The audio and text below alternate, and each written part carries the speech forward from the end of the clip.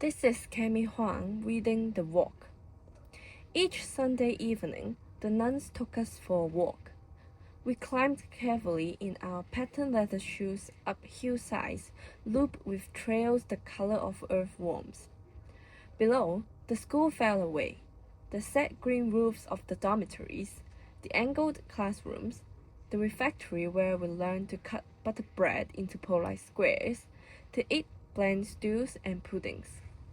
The sharp metallic thrusts of the church spire, small then smaller, and around it the town, bazaar, post office, the scab-coated donkeys, straggle of huts with hesitant wood fires in the yards, all at a respectful distance, like the local children we passed, tattered pants and swollen through blinked fingers, color of the torn sky, color of the Sacred Hearts, in the painting of Jesus that hung above our beds with his chest open.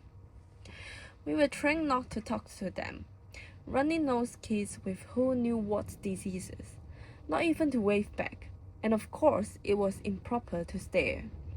The nuns walked so fast. Already we were passing the plantation, the shrubs lined up neatly, the thick glossy green giving out a faint wild odor, like our bodies in bed after lights out.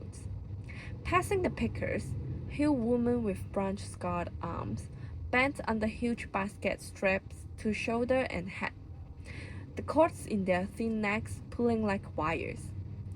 Back at school, though Sister Dolores cracked the refectory rulers down on our knuckles, we could not drink our tea. It tasted salty as the bitten inside of the mouth. It's brown like a woman's neck, that same tense color. I will now use the concept that a poem is a site of confrontation to conduct my analysis. In this poem, Sunday walks are a regular activity, yet various conflicts repeatedly arise within them. The poem expresses how the act of walking forces these conflicts to collide within the narrator's sensory memories.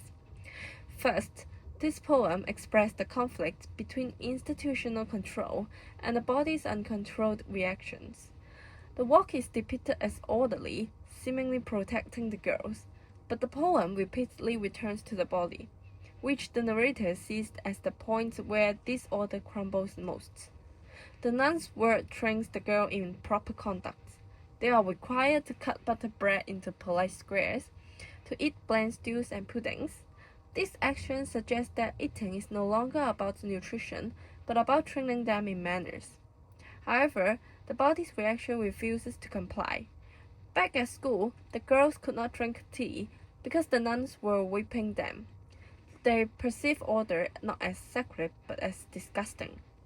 Tea, tastes salty as the bitten inside of the mouth, symbolize how the school, meant to be a civilized place, is oppressed by disorder, leading to thoughts of self-harm and bleeding.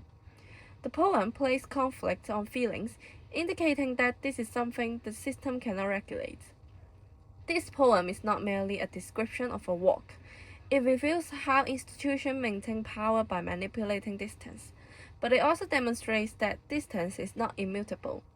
This poem is a site of confrontation because it shows that conflict is not rebellion, but a confrontation through a visceral experience of the words.